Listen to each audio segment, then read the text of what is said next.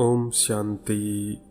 कई बाबा के बच्चों का बाबा से ये सवाल रहता है कि बाबा योग कैसे करें, या बहनों से भाइयों से पूछते हैं योग कैसे करें, क्योंकि काफ़ी बार हमें योग करना नहीं आता। हालांकि 7 डेज कोर्स में अच्छे से सिखाया भी जाता है, तब भी कई बार बच्चे कहते हैं उसके बाद भी कि हमें योग सिखाओ। वास्तव में योग क्या है? योग है बाबा को याद करना। बस इतना ही अर्थ है योग का, कि हम बाबा को याद करते हैं। जैसे हमने कोई कार ले ली आज, या घर में कोई टीवी ले आए, और आप अपने घर से 200 किलोमीटर दूर हैं, किसी रिश्तेदार के घर हैं, कहीं और हैं। अब वहाँ पर आपको बोला जाए कि आप अपने टीवी को याद कीजिए, तो आपको याद करने की ज़रूरत थोड़ी ही पड़ेगी। आपकी बुद्धि 1 सेकंड में आपके घर पे चले जाएगी और आपको पता चल जाएगा 1 सेकंड में कि किस कलर का था, आप बता देंगे उनको। इसको बोलते हैं योग, कि आपका उसका उस टीवी के साथ योग हो गया। ऐसे ही अभी भी जो आपके पास कार और आप कहीं भी बैठे हैं, याद कीजिए आपकी कार की सीट कैसी है। ध्यान दीजिए क्या कहा, कैसी आपकी कार है, कौन सी कंपनी की कार है, आपके पास कौन सी कंपनी का मोबाइल है। इसको बोलते हैं याद करना। क्योंकि चीज़ें हम तुरंत याद कर लेते हैं, हमें क्या चाहिए वो भी पता होता है और क्या हमारे पास है। इसका अर्थ है कि बुद्धि में वो चीज़ रजिस्टर है, अर्थात याद है। किसी चीज़ को स्मृति में लाना ही याद है। तो बाबा तो हमारे सामने है ना। हर सेंटर में ब्रह्मा बाबा की फ़ोटो क्यों है? ताकि उनके तन में हम शिव बाबा को देखें। यह है पहला पॉइंट। वास्तव में हमारी लास्ट स्टेज है निराकारी स्टेज, कि परम धाम में बाबा बिंदी और मैं बिंदी। लेकिन फिर भी ये सवाल रहता है, तो बाबा क्या कहते हैं बच्चे? कई बच्चे कहते हैं हमें योग सिखलाओ। बाबा सुनाते हैं ये बोल अक्लमंद बच्चे नहीं बोलेंगे। क्योंकि योग का अर्थ क्या है? बाबा और मैं, बस इतना ही है। अच्छा, जैसे हम आपस में मीटिंग करते हैं, बिजनेस वाले से मीटिंग करते हैं। अच्छा, गांव में जो लेडीज़ है वो पड़ोस की लेडीज़ के साथ बात करती है। अच्छा, बच्चे हैं वो अपना खेलते हुए बच्चों से बात करते हैं। इसको बोलते हैं बात करना। तो ऐसे ही जब हम चल रहे हैं, कोई भी काम कर रहे हैं, तो दिल से बुद्धि से बाबा के साथ बात करना। ऐसे स्थूल में हम किसी के साथ बात करते हैं, उधर बाबा से बात करनी है। अब यहाँ पर हम कंफ्यूज हो जाते हैं कि बाबा से कैसे बात करें, क्या क्या बात करें।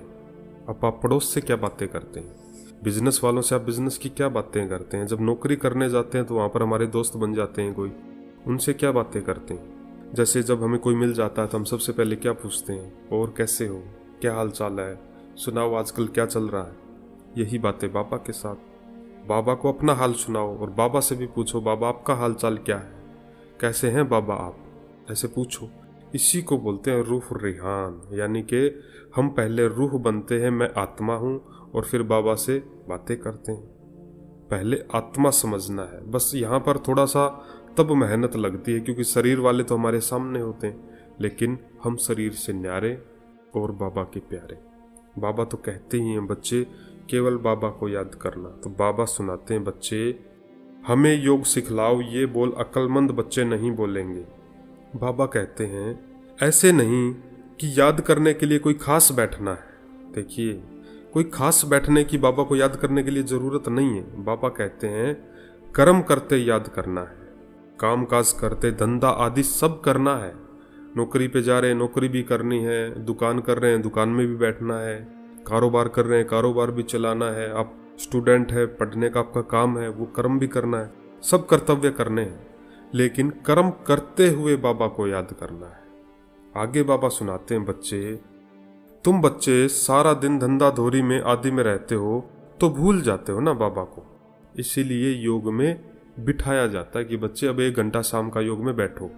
अमृत वेले स्पेशल, अमृत वेले तो किसी को कोई काम नहीं होता, तो अमृत वेला तो खास बैठना ही होता है।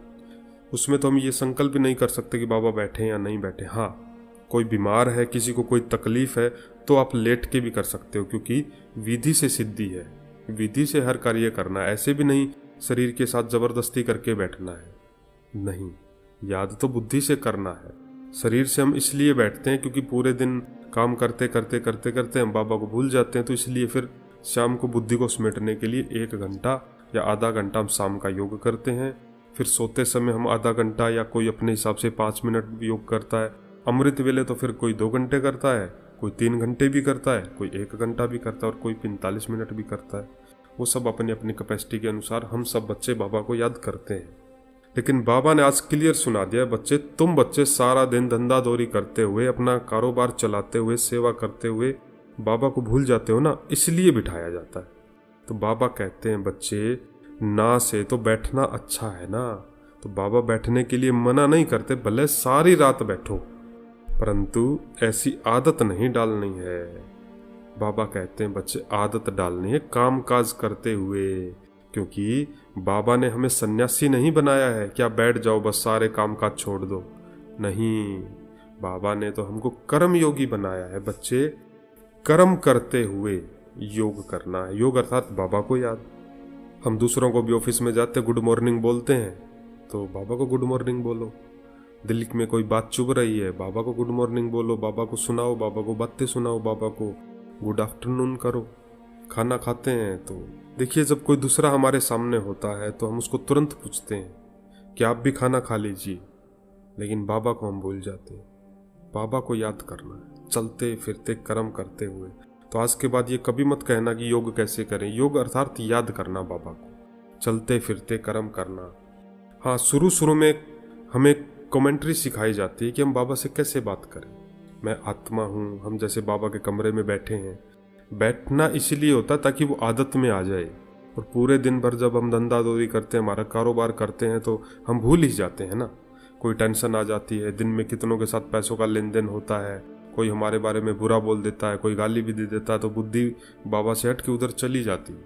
इसीलिए फिर बिठाया जाता अमृत वेले शाम को। तो बाबा ने कहा खास बैठने की आदत नहीं डालनी है। हाँ, जो 3 टाइम फिक्स है उसमें आप बैठो, शाम का आधा घंटा है या 1 घंटा है, अमृत वेले तो फिक्स है ही। फिर रात को सोते समय आप बैठ के याद करो, क्योंकि सो के याद करेंगे तो फिर याद नहीं कर पाएंगे ना, तो नींद ही आ जाएगी। तो 15 मिनट तो सोने से पहले बाबा को याद करो, फिर लेट के बाबा को याद करो तो नींद आ जाएगी। क्योंकि रात को बाबा को याद करके सोएंगे ना, तो अमृत वेला हद से ज़्यादा पावरफुल होगा, जिसको बोलते हैं बेहद में।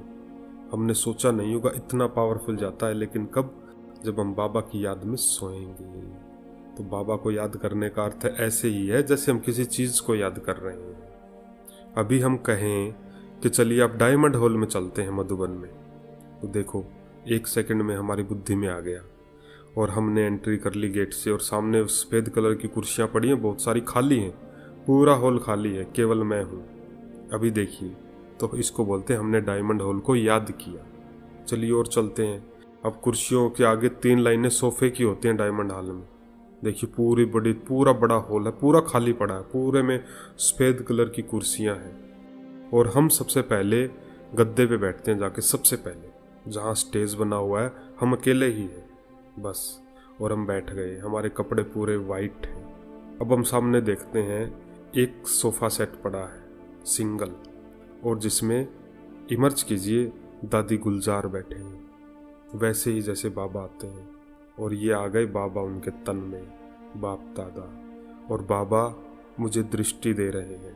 केवल मैं अकेला हूँ डायमंड हॉल में, और बाबा केवल मुझे ही देख रहे हैं।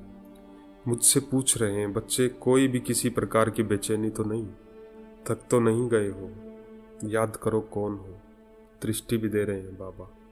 अब देखिए आपके पीछे गर्दन कीजिए, डायमंड हॉल में बैठे हुए देखिए पूरी कुर्सियों पे सारे भाई बहन बैठे हैं, पूरे 30,000 का हॉल भर चुका है। और मैं गद्दे पे बैठा हूँ, मेरे साथ में भी कोई बैठे हैं भाई। अगर आप बहन है तो बहन को इमर्ज करो। सामने बाप दादा वैसे ही दृष्टि दे रहे हैं जैसे देते हैं। अब बाप दादा हम बच्चों के हाथ से ऐसे जैसे टाटा करते हैं ना, ऐसे हाथ हिला रहे हैं कि मुबारक हो बच्चे, मुबारक हो बच्चे, मुबारक हो बच्चे, बहुत हिम्मत से चल रहे हो बच्चे, ऐसे ही चलना, एक कदम हिम्मत का रखना तो बाबा 1000 गुना मदद आपको देंगे। पूरा हॉल भर गया है। अब देखिए सामने कैमरा वाले भी आ गए हैं जो हमारी फ़ोटो ले रहे हैं। एक कैमरा बाप दादा के सामने चल रहा है, और एक वो कैमरा चल रहा है जो हेलीकॉप्टर टाइप होता है, जो उड़ता है हवा में, जिसको हेलीकैम बोलते हैं। देखिए हमारे ऊपर से गया वो वीडियो बनाता हुआ। अब पीछे मुड़ के देखिए कितने भाई बहन हैं जो अपने मोबाइल से बाबा को अपने कैमरे में रिकॉर्ड कर रहे हैं। सामने बाबा दृष्टि दे रहे हैं। अब बाबा टाटा कर रहे हैं और कह रहे हैं अच्छा, अव्यक्त मिलन मनाते रहना। इसको बोलते हैं बाबा को याद करना। देखिए शुरुआत कैसे हुई, डायमंड हॉल में हमने एंट्री की, फिर काली कुर्सियाँ थी, फिर भर गई। ऐसे ही जब हम बाबा की याद में बैठते हैं तो मैं आत्मा हूँ। चलिए दूसरा अनुभव करते हैं। आप कहीं भी, अभी भी ये वीडियो सुन रहे कहीं भी हैं आप, चाहे खड़े खड़े आप रोटी बना रहे हैं और ये वीडियो सुन रही से बुद्धि से, चलिए चलते हैं, मधुबन ही चलेंगे बुद्धि से। ये गए हम बाबा के तपस्वी धाम यानी कि बाबा के कमरे में। वो वाला कमरा सबको याद है ना, जिसके चारों तरफ कमल पुष्प बना हुआ है, कमल का फूल, वो वाला कुलाई के आकार में जो बाबा का कमरा है। चलिए सीढ़ियों से जा रहे हैं, मैं अकेला ही हूँ। और अब देखिए पहली सीढ़ी पर पाँव रखा, जैसे ही दूसरी सीढ़ी पर पाँव रखा तो बूढ़ा बाबा हमारे सामने दूसरी सीढ़ी पर आ गया है और हमारी उंगली पकड़ ली है। और बूढ़े बाबा के तन में शिव बाबा दोनों रहते ही हैं। अब बाबा हमें सीढ़ियों से चढ़ाते हुए कमरे के अंदर लेके गए और ये बाबा ने कमरे का दरवाज़ा खोला और बाबा सामने बैठ गए जहाँ बाबा की फ़ोटो है, एकदम प्रत्यक्ष रूप में है। और ये सामने मैं बैठ गया नीचे गद्दे पर, चाहे आप बहन है चाहे भाई है, इमर्ज करो, सामने बाबा की फ़ोटो को देखो, अब सिर्फ फ़ोटो को देखो। और बाबा के मस्तक में, ब्रह्मा बाबा के मस्तक में धीरे धीरे शरीर गायब हो रहा है जो फोटो में है, और बाबा का लाइट का शरीर इमर्ज हो गया है। चारों तरफ शरीर के वाइट कलर की कनियाँ ऐसे बनी हुई है और ऐसे साकाश टाइप में बाबा है। और बाबा दोनों आँखों से, सूक्ष्म आँखों से ऐसे मुझे देख रहे हैं। सामने बाबा बिंदी, और जैसे बाबा है ऐसे ही मैं बन गया हूँ लाइट का, शरीर तो है ही नहीं, एकदम लाइट। देखिए अनुभव में खो जाइए। और बाबा, ये आ गई बाबा की किरणें उतर उतर कर मुझ आत्मा पर। अब देखिए जो चारों तरफ दीवारें बनी हुई ना, गोल आकार की दीवारें हम बाबा के कमरे में, वो एकदम से गायब हो गई है और उसकी जगह पूरा आसमान आ चुका है। अब हम आसमान में खड़े हैं, सामने बाबा खड़े हैं और इधर सामने बाबा के मैं खड़ा। अब हमारे पाँव के नीचे ऐसे सफ़ेद कलर के जैसे धुआं होता है, ऐसे धुआं धुआं फैल गया है, एकदम लाइट का, जैसे बल्ब जलता है ना सफ़ेद का, 9 वाट का 10 वाट का, इतनी लाइट, तेज लाइट। और बाबा के पीछे अब एक सफ़ेद कलर की लाइट की पहाड़ी बन गई है। पीछे बहुत बड़ी बड़ी पहाड़ियाँ हैं, चमक रही है सितारों की तरह, उनमें जैसे छोटे छोटे सितारे चमक रहे हैं। और बाबा खड़े हैं, मैं बाबा के सामने खड़ा हूँ। इसको बोलते सूक्ष्म वतन का अनुभव। ऐसे अब देखिए आपके पीछे और भाई भी आ गए हैं। अब अपने राइट की तरफ देखिए, धीरे धीरे उस धुएं के अंदर से निकलती हुई पृथ्वी ऊपर आ रही है, पूरी बड़ी पृथ्वी, बहुत बड़ी पृथ्वी, और वो पृथ्वी भी पूरी लाइट की है। अब मैं और बाबा दोनों मिलके बाबा पूरी पृथ्वी को सकाश और किरणें दे रहे हैं। ये पूरी पृथ्वी पे पूरा सकाश, ऐसे जादुई धूल होती है जैसे धुआं जाता है, ऐसे। ये हो गया सूक्ष्म वतन में बाबा को याद करना। अब खड़े रहिए, अब सामने बाबा है और बाबा के सामने मैं हूँ। अब देखिए कि ब्रह्मा बाबा का शरीर भी गायब हो गया है, जो लाइट का शरीर है, केवल बिंदी रह गई है चमकती हुई। और अभी देखिए मेरा शरीर भी गायब हो गया, सूक्ष्म शरीर, मैं भी बिंदी। अब जो चारों तरफ हमने पहाड़ देखे हैं, धूल देखिए, वो एकदम से गायब हो गए और चारों तरफ लाल प्रकाश आ गया है। चारों तरफ लाल प्रकाश, सामने बाबा बिंदी ऐसे खड़े हैं जैसे आसमान में सितारे खड़े हैं, और बाबा के सामने मैं बिंदी। कोई संकल्प नहीं, बाबा मैं कैसा हूँ, मैं मास्टर सर्वशक्तिवान हूँ, मैं सफलता मूर्त हूँ, ऐसा कोई संकल्प नहीं। सामने बाबा और मैं बिंदी चमक कर बस बाबा के साथ बैठे हैं, और चारों तरफ सुनहरा लाल प्रकाश। ये परम धाम की स्टेज, इसी को बोलते हैं नंबर 1 स्टेज, इसी को बोलते हैं ज्वालामुखी स्टेज, इसी को बोलते हैं मुक्ति धाम की स्टेज। यानी कि मैं आत्मा अब मुक्ति में हूँ, पूरी तरह से मुक्त, संकल्प करने का भी बंधन नहीं, कोई संकल्प नहीं। तो आज के बाद ये मत कहना कि बाबा योग कैसे करें। योग लग गया, बाबा से ऐसे ही चलते फिरते बाबा को याद करना है। तो आज बाबा ने थोड़े अच्छे पॉइंट, गहरे पॉइंट हम बच्चों को सुनाए, जिसके लिए बाबा का दिल से शुक्रिया बाबा, शुक्रिया बाबा, शुक्रिया बाबा। अच्छा, ओम शांति।